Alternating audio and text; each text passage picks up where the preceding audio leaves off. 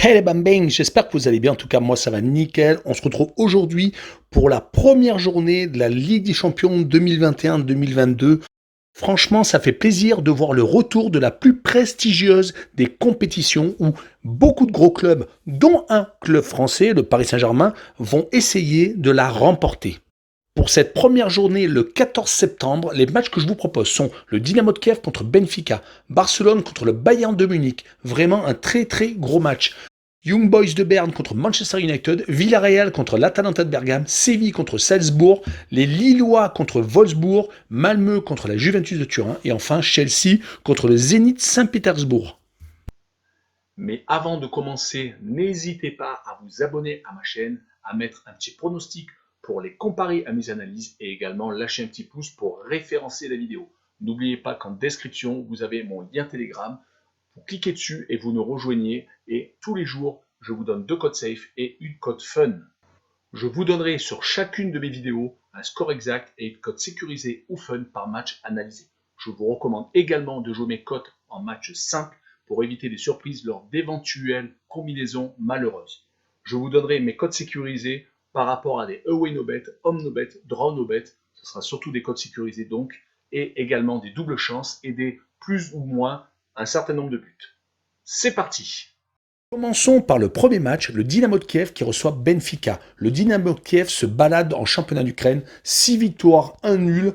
Comment étalonner le club ukrainien? Ils avaient fait une préparation moyenne avec une défaite par exemple contre Nice. Ils jouent contre Benfica qui a eu le temps, lui, de se tester lors des barrages de la C1. Ils ont d'abord éliminé le Spartak de Moscou, donc un club russe, et le PSV Eindhoven.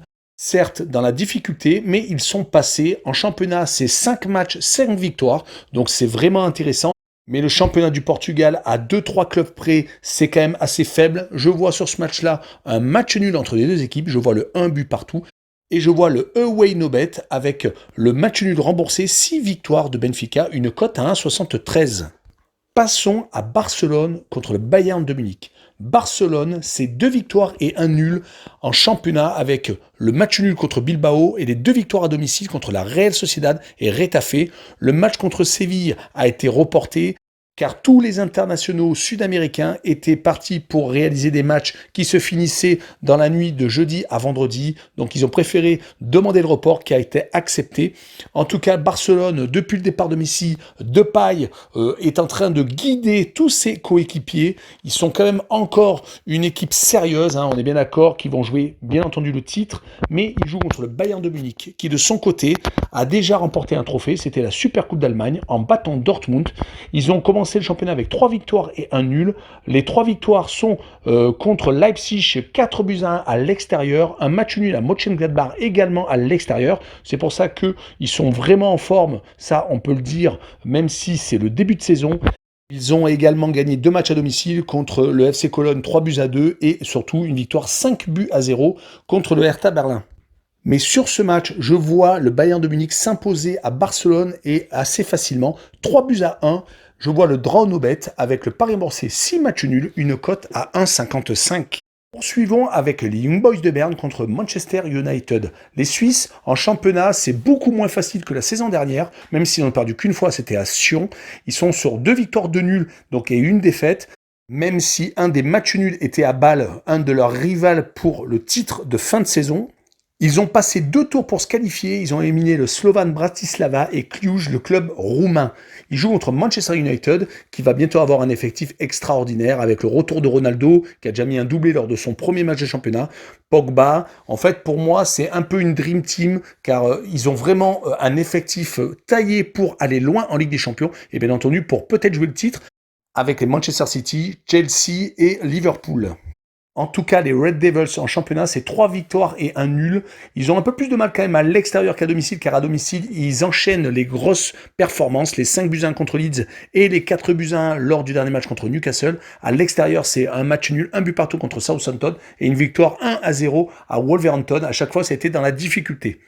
Mais sur ce match, et je vois donc avec Ronaldo qui va être sans doute en très grande forme, une victoire 2 buts à 0 donc de Manchester United aux Young Boys de Berne, et je vois la cote sécurisée, Manchester United marqué plus de 1,5 buts sur le match, une cote à 1,42. Passons à Villarreal contre l'Atalanta de Bergame. Villarreal a peut-être un peu plus de certitude que l'Atalanta, car ils ont déjà fait un gros match contre Chelsea, même s'ils l'ont perdu au pénalty en Super Coupe d'Europe. Ils ont quand même fait 3 matchs nuls en 3 matchs. Ils ont eu peut-être un retard à l'allumage après avoir fait une préparation pour peut-être gagner cette Super Coupe d'Europe contre Chelsea, mais le 2 partout fait à l'Atlético de Madrid lors du dernier match montre qu'ils sont quand même capables de faire des très gros résultats. Ils rencontrent l'Atalanta de Bergame qui également a un bilan assez moyen après avoir fini 3e de la dernière série A avec une victoire, c'était au Torino lors de la première journée et après ils ont enchaîné un nul et une défaite à domicile. La défaite a été contre la Fiorentina lors du dernier match. Ils sont assez en difficulté à domicile mais bon, ce n'est que le début de saison et comme l'année dernière, ils sont assez bons à l'extérieur. L'année dernière, ils avaient réussi à gagner en Ligue des Champions à Liverpool et à l'Ajax Amsterdam. Mais sur ce match, je vois Villarreal s'imposer chez lui, même s'ils ont fait beaucoup de nuls. Je les vois quand même gagner, car c'est une équipe vraiment qui adore la Coupe d'Europe. Et je vois le 2-1, et je vois la double chance 1N pour sécuriser le match, une cote à 1,48. Continuons avec Séville qui reçoit Salzbourg. Séville a commencé par 2 victoires et un nul en championnat. Ils n'ont pris qu'un seul but. Ils ont fait donc 2 clean sheets sur 3 rencontres, battant le Rayo Vallecano 3-0 lors de la première journée et s'imposant lors de leur premier déplacement à Retafe. Ils ont pris leur seul but, c'était à Elche lors de la 3e journée. Ils ont eu leur match reporté contre le FC Barcelone, je vous l'ai expliqué un peu plus tôt dans la vidéo. Ils rencontrent Salzbourg qui se balade en championnat d'Autriche. 7 matchs, 7 victoires, 19 buts marqués, 4 encaissés. Ils ont déjà 7 points d'avance donc après 7 journées. C'est même pas rigolo, on va dire ça comme ça. En tout cas, Salzbourg, en Ligue des Champions, ils sont passés quand même par un tour préliminaire. Ils ont éliminé Brøndby en gagnant à l'aller 2-1 et au retour 2-1 également sur le même score. Mais je vois quand même Salzbourg avoir du mal à Séville, car Séville est une équipe qui a la Coupe d'Europe dans la peau, la Ligue Europa en particulier, et je vois donc une victoire 1-0, et je vois le moins de 3,5 buts sur le match, une cote très intéressante à 1,56. Continuons avec les Lillois qui reçoivent Wolfsburg. Les Lillois sont champions de France. Ils ont gagné le trophée des champions contre le Paris Saint-Germain. Ça, c'est les points positifs. Les points négatifs, et qu'en championnat, ils ont fait un très mauvais début de saison avec une victoire, 2 nuls et 2 défaites. 2 défaites contre Nice à domicile, 4-0, qui avait déjà montré les points faibles de l'équipe de Jocelyn Gourvenec. Et là, ils viennent de s'incliner à Lorient, rejetant le trouble sur les ambitions lilloises.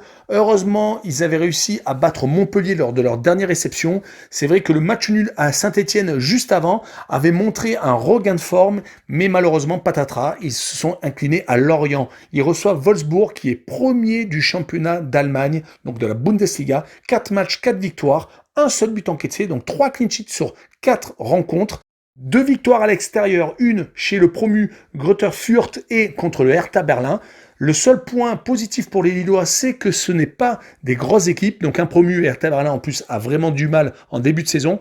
La préparation qu'ils avaient réalisée, ils avaient perdu contre Lyon et contre Monaco. On pensait que c'était peut-être une saison moyenne pour Wolfsburg, mais non, malheureusement pour les Lillois et heureusement pour les Allemands, ce n'est pas le cas. Mais bon, je vois quand même les Lillois et j'ai l'espoir qu'ils ne perdent pas leur premier match et qu'ils prennent leur premier point parce que je vois le 1 but partout et je vois le home no bet avec le match nul remboursé 6 victoires de Lille, une cote très intéressante à 2,04. Continuons avec Malmö contre la Juventus. Malmö a passé 4 tours pour se qualifier pour cette Ligue des Champions. Ils ont éliminé Riga, Helsinki, Glasgow Rangers, ça a été une surprise, et Ludo Goretz. Donc franchement, Malmö, il faut quand même avoir dans l'idée que c'est une équipe très compliquée à jouer.